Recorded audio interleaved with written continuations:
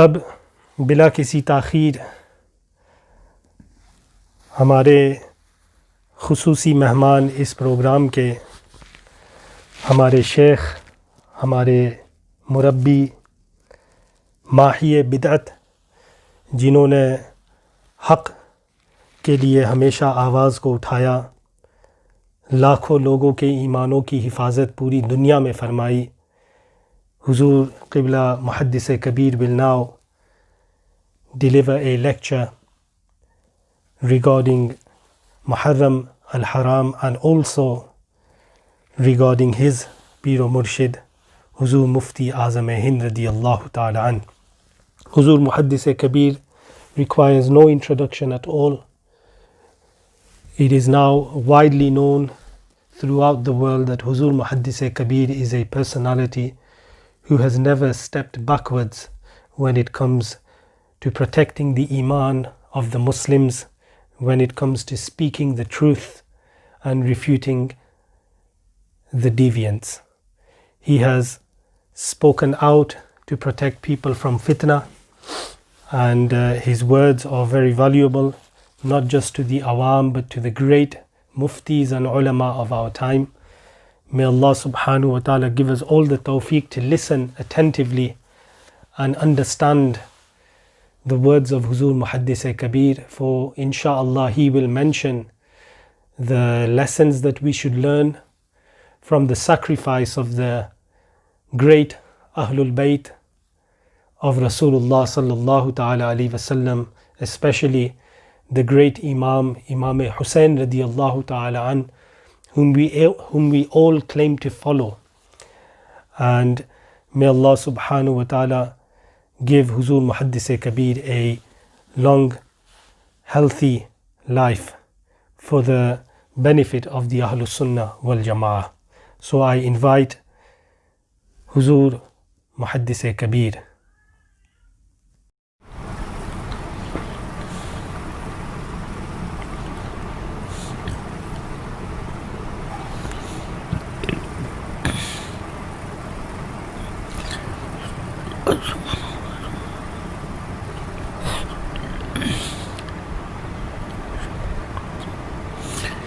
الحمد لله نحمده ونصلي ونسلم على رسوله الكريم وعلى آله وأصحابه أفضل الصلاة وأكمل التسليم. أما بعد، فأعوذ بالله من الشيطان الرجيم. بسم الله الرحمن الرحيم. رضي الله عنهم ورضوا عنه ذلك لمن خشي ربه. صدق الله العلي العظيم وصدق رسوله النبي الكريم.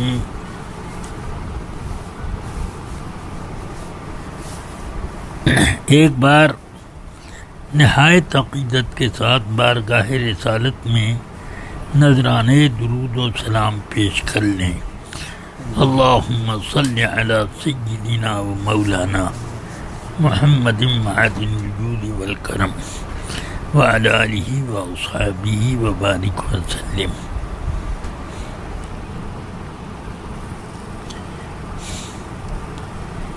یہ ماہ محرم الحرام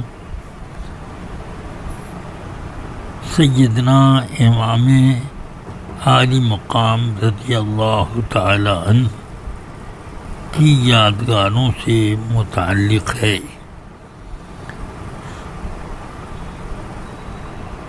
اس بنا پر جب کوئی تقریر ہو تو اس میں ضرور سیدنا امام عالی مقام کا تذکرہ آنا چاہیے رضی اللہ تعالی عنہ. کچھ لوگوں کو اس پر یہ اعتراض ہے کہ جنگیں تو تاریخ اسلام میں بہت ساری ہوئیں، ان میں سب سے زیادہ عظمت جنگ بدر کو حاصل ہے کہ وہ اسلام کی بقا اور فنا دونوں کے درمیان ایسی مضبوط جنگ تھی کہ رسول پاک صلی اللہ تعالی علیہ وسلم نے اس روز اللہ کی بارگاہ میں دعا کرتے ہوئے یہ بھی عرض فرما دیا اللہم ان شئت لم تعبد، اے اللہ اگر تو چاہے تو پھر کبھی تیری عبادت نہ ہو پائے گی، یعنی اگر ہمیں فتح نہ ملی تو اس صورت میں اسلام کو اور پختگی دینے والا کون ہوگا جب مجھے ہی معاذ اللہ یہ کفار شہید کر ڈالیں گے۔ تو اس جنگ کی قیادت خود سرکار دو عالم صلی اللہ علیہ وسلم فرماتے ہیں، اور اس جنگ میں فتح کے آثار یوں نمودار ہو گئے کہ جیسے ہی سرکار نے یہ لفظ ارشاد دعاؤں میں ارشاد فرمایا کہ اللہم ان شئت لم تعبد، فوراً حضرت سیدنا ابو بکر صدیق رضی اللہ تعالی عنہ نے بڑھ کر سرکار کے بازوؤں کو تھام لیا اور سجدے سے آپ کا سر اٹھانے کے لیے کہ یا رسول اللہ حسبک، دعا میں یہ اتنا فقرہ تو بالکل کافی ہے، یعنی آپ کی فتح بالکل ظاہر ہے۔ اب اس فتح کو اللہ تعالیٰ نے اسلام کی شوکت اور مسلمانوں کی قوت کا مظاہرہ فرمایا۔ بہرحال جنگ احد، جنگ خندق، جنگ خیبر، جنگ مریسی وغیرہ، فتح مکہ، غزوہ تبوک وغیرہ، حنین، یہ سب جنگیں اپنی جگہ ہیں بہت عظیم الشان، لیکن ایک بات کا خیال ہر جگہ ہونا چاہیے کہ ان جنگوں میں اسلام اور کفر یا کہیے حق اور باطل دونوں کا چہرہ بالکل صاف ہر آدمی کے پہچان کے لیے کافی تھا۔ ہر آدمی سمجھ رہے تھے کہ جنگ میں رسول پاک جس طرف ہیں یہ لوگ اللہ والے لوگ ہیں، اور جو لوگ رسول پاک سے کے خلاف آئے ہوئے ہیں وہ لوگ شیطان کے غلام ہیں، اور وہ اللہ سے کوئی تعلق نہیں رکھتے۔ بالکل یہ صاف عیاں تھا، مگر ایک چیز کہ اس طرح سے جنگیں چلتی رہیں اور آخر میں ایک ایسی جنگ کا نمونہ سب سے پہلے پیش آیا کہ جس میں حق اور باطل کا پہچاننا مشکل ہو گیا۔ یزید نے جو رویہ اختیار کیا تھا اسلام کے لبادے میں رہتے ہوئے اسلام کی مخالفت کا تھا، اسلام کے شعائر مٹائے جا رہے تھے، اور اسلام کی جو علامتیں ہیں ان علامتوں کا وجود تو کچھ کچھ نظر آتا تھا، مگر اسلام کے خلاف تحریک جیسے چل پڑی ہو۔ کیا کربلا کے میدان میں یہ نظر نہیں آئے لوگوں کو کہ جو اذان پکاری جاتی تھی خیمہ امام حسین میں، بالکل وہی اذان خیمہ عمرو بن سعد میں، خیمہ ابن زیاد میں، خیمہ یزید میں پکاری جا رہی تھی۔ جس قبلے پر لوگ خیمہ امام عالی مقام میں نماز پڑھ رہے تھے، اسی قبلے کو وہ بھی، جن اوقات میں یہاں اذان اور نماز ہوتی انہی اوقات میں وہاں بھی۔ مگر یہ ہم نے دیکھا کہ خیمہ امام کا ایک فرد بھی یہ سوچ کر کہ یزید کے خیمے کی جو جماعت ہے وہ بڑی ہے، اس لیے وہیں پر جا کر نماز ادا کی جائے، ایک فرد بھی نہ گیا۔ ہاں یہ تو ضرور دیکھنے میں آیا کہ خیمہ یزید کے کچھ لوگ امام عالی مقام کے پیچھے نماز پڑھنے کے لیے ضرور حاضر ہو جاتے۔ اس کا مطلب یہ ہوا کہ امام عالی مقام اس روز معیار حقانیت تھے۔ اب دیکھ رہے ہیں ہم کہ جو لبادہ یزیدیوں کا ہے وہی لبادہ حسینیوں کا ہے، تو اب اس وقت حق کدھر ہے باطل کدھر ہے اس کا سمجھنا مشکل ہو گیا۔ اس چیز کو سمجھانے کے لیے امام عالی مقام نے اپنے دوست احباب، اپنے خانوادے کے نونہالوں کو اور اپنے ساتھ آئے ہوئے تمام اہل خاندان کو، انہوں نے ہر جوان کو شہادت کے جام کے لیے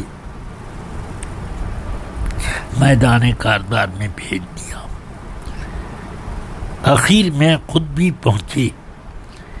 اس سے ظاہر ہو گیا کہ باطل کو مٹانے کے لیے اسلام کی آبیاری کرنے میں امام عالی مقام کے خیمے سے جو خون پیش کیا گیا یہ چمنستان اسلام کی آبیاری کا خون تھا۔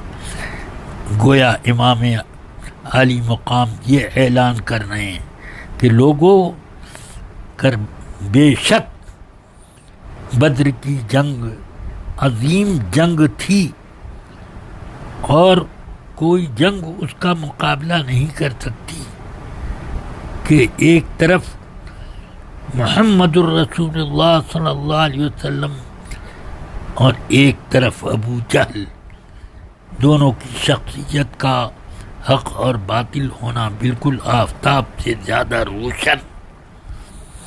اب آج سے وہ جنگ شروع ہو رہی ہے کہ اگر حسین وہ جنگ نہ لڑے تو قیامت تک لوگوں کو حق اور باطل کے درمیان امتیاز کرنا بڑا مشکل ہوگا۔ اس لیے امام علی مقام گویا کہ یہ اعلان کر رہے ہیں کہ لوگوں، ابو جہل کی جنگ کا زمانہ ختم ہو گیا۔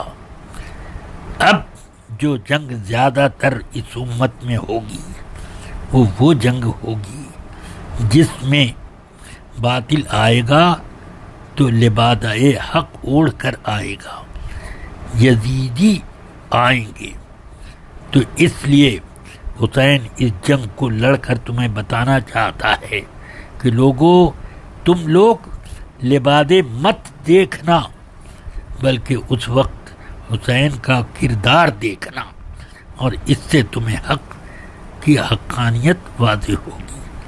اس لیے رفیقان ملت اس جنگ کو ہمارے ائمہ علماء سب کے سب زیادہ بیان کرتے ہیں، اس وجہ سے نہیں کہ جنگ بدر سے زیادہ اس کو اصل اہمیت دی جا رہی ہے، بلکہ اس لیے کہ اس وقت جنگ کربلا کی زیادہ ضرورت ہو گئی ہے، اور امام حسین کا کردار لوگوں کے سامنے زیادہ ضروری ہو گیا۔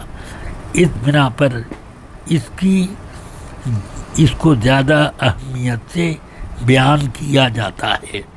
یہ نہیں ہے کہ اس جنگ کی عظمت اور اس جنگ میں شریک ہونے والوں کے مراتب بدر و احد میں شریک ہونے والوں کے سے بڑھ گئے ہیں، یہ ہرگز نہیں، بلکہ اس جنگ کی اہمیت زیادہ ہو گئی۔ اللہ تبارک و تعالی مسلمانوں کو اس طرح کی سمجھ عطا فرمائے۔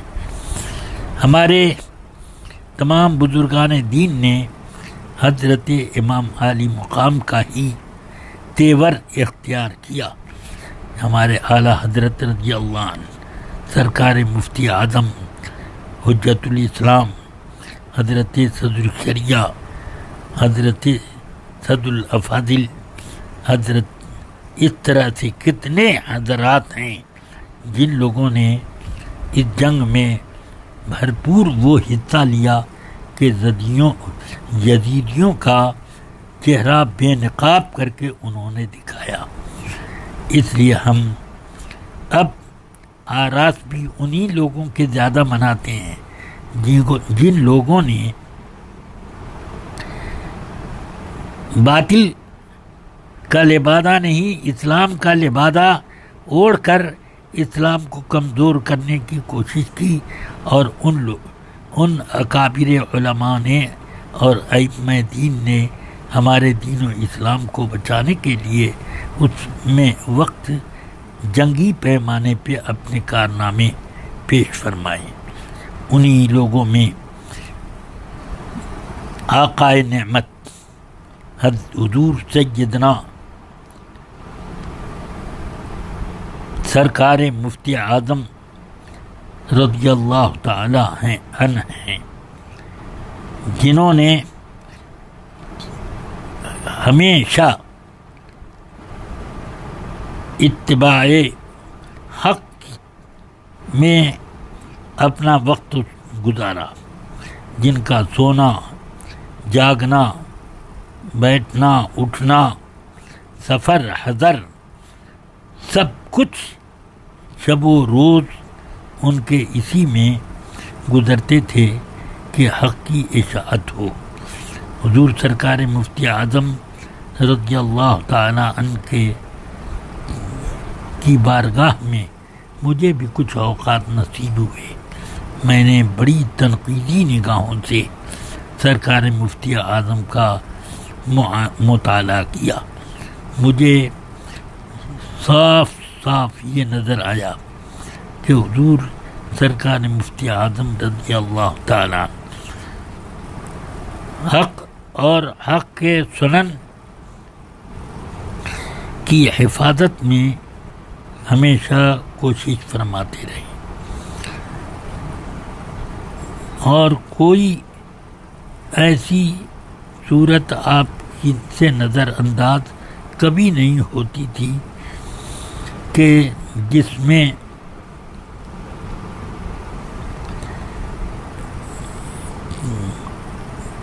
آپ حق کے خلاف کوئی بات ہو یا اس میں حق کے خلاف ہونے کی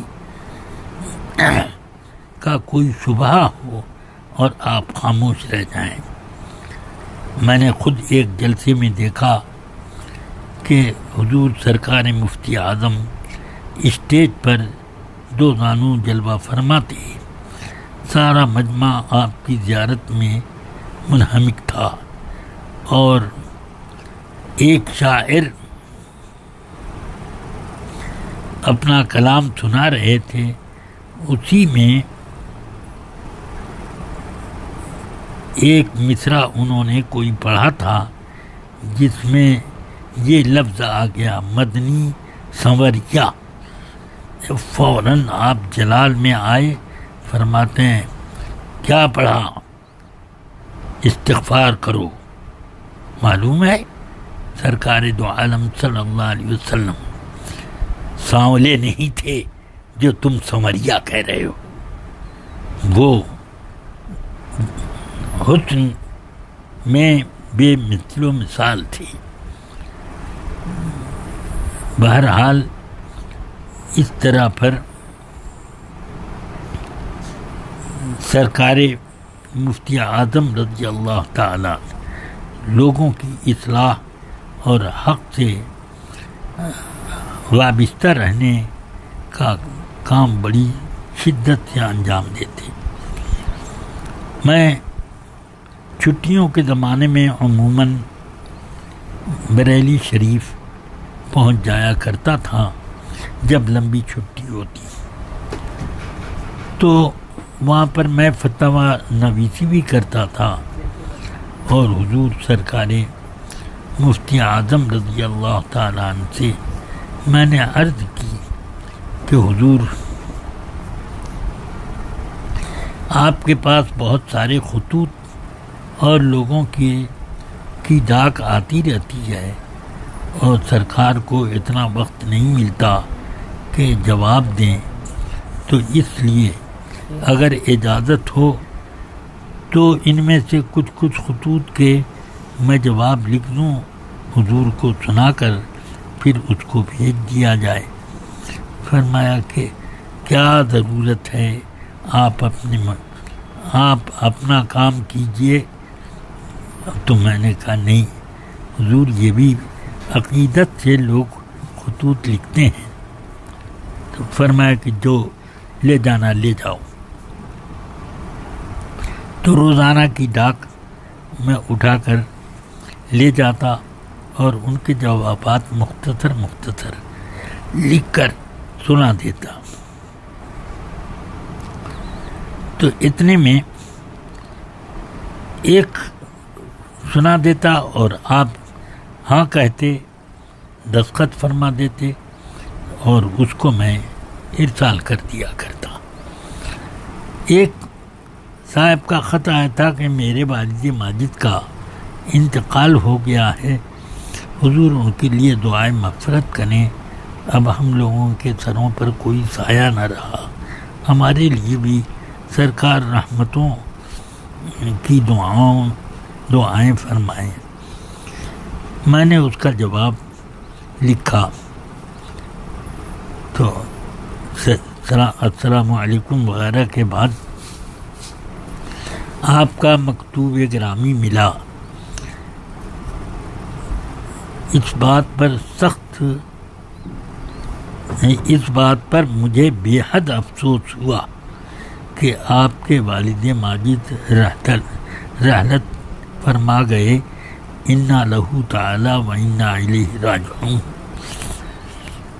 اب اس کے بعد اور بھی کچھ مضمون. جیسے ہی میں یہ پہنچا بے حد افسوس ہوا. فرمایا ٹھہریے، کیا آپ نے پڑھا؟ میں نے کہا کہ بے حد افسوس ہوا. استغفر اللہ، ہم سب محدود، ہمارے حالات بھی محدود، یہ بے حد کیسے ہو گئے؟ معاذ اللہ. میں اس لفظ کو پسند نہیں کرتا کہ کسی آدمی کے لیے اس طرح بولا جائے. فوراً میں نے اس کو کھرچ کر وہاں سے غائب کر دیا اور لکھا بے حد کی جگہ پر بہت.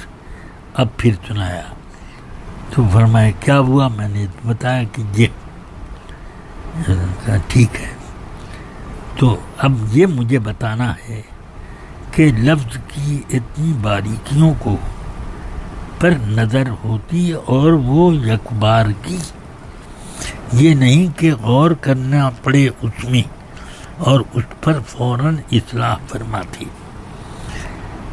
اسی طرح مبارک پور سے پہلی بار جب فتاوی رضویہ جلد سوم چھپ کر شائع ہوئی تو اس کے پیش لفظ میں اعلیٰ حضرت کا تھوڑا سا تعارف لکھا ہوا تھا، تو اس میں یہ لفظ آ گیا کہ آپ کا حافظہ بھی بلا کا تھا۔ مفتی اعظم پڑھتے پڑھتے رک گئے اور اسی جگہ اپنی انگلی رکھ کر ارشاد فرماتے ہیں، یہ بلا یہاں پر کیا چیز ہے کہ آپ کا حافظہ بلا کا تھا۔ حالانکہ یہ عام طور سے لوگ بولتے ہیں تعریف کے موقع پر، مگر مفتی اعظم نے اشارہ کر دیا کہ تعریف میں بنائے نہیں آتے۔ ہاں تو چلیے، تو اسی طرح بہت ساری باتیں آیا کرتی تھیں اور سرکار مفتی اعظم لوگوں کی اصلاح فرماتے۔ تعویذ لینے والے آتے، جیسے ہی تعویذ اس کی طرف بڑھاتے، اگر کسی کا ہاتھ بایاں بڑھ گیا تو فوراً اپنا ہاتھ کھینچ کر فرماتے نہیں، اور پھر جب وہ دایاں ہاتھ پھیلاتا تب اس کو وہ تعویذ دیتے۔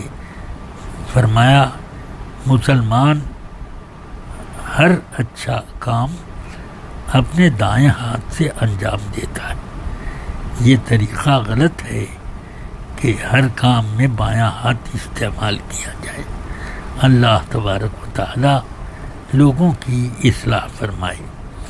حضور سرکار مفتی اعظم اپنے وجود کے اعتبار سے اتنے زیادہ نمایاں تھے کہ اگر آپ کسی ریلوے اسٹیشن پہنچ جاتے یا کسی سواری سے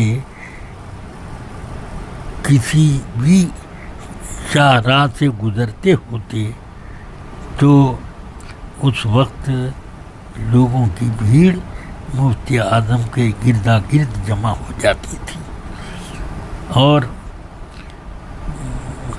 کبھی کبھی اسٹیشنوں پر ایسا بھی ہو گیا کہ معاذ اللہ بعض مشرکین میں سے کوئی یہ بھی کہہ دیتا تھا، ارے یہ کون سے دیوتا آ گئے ہیں، بڑی عقیدت سے وہ بولتا، اور حضرت کے کان میں گوش مبارک میں جب یہ بات ذرا بھی پہنچتی تو فوراً ٹوکتے کہ معاذ اللہ یہ کیا بک رہے ہیں، یہ کیا بک رہے ہیں۔ تو اس لیے حضور سرکار مفتی اعظم اپنے وجود کے اعتبار سے دین کا ایک نمایاں نشان تھی، اور آپ کا اب جو کچھ کرتے تو آپ سراپا گویا کہ کتاب فتویٰ تھی اور کتاب تقویٰ بھی تھی۔ اللہ تعالیٰ نے ان لوگوں کو بہت نوازا جن لوگوں نے سرکار مفتی اعظم کی طرز حیات کا کوئی ایک گوشہ بھی اپنایا۔ اللہ تعالیٰ ہم سب لوگوں کو حضور سرکار مفتی اعظم رضی اللہ تعالیٰ عنہ کے انداز کا وافر حصہ عطا فرمائے، اور ان کے برکات سے ہم ہمیشہ مستفید ہوتے رہیں۔ اللہ تعالیٰ خیر فرمائے. اور آج کے پروگرام میں میرا نام شامل ہوا، اللہ تعالیٰ اس کی بھی مجھے برکت عطا فرمائے اور مفتی اعظم کے فیض و برکات سے ہمیشہ مالا مال اور متمتع رکھے. وآخر دعوانا الحمدللہ رب العالمین. السلام علیکم.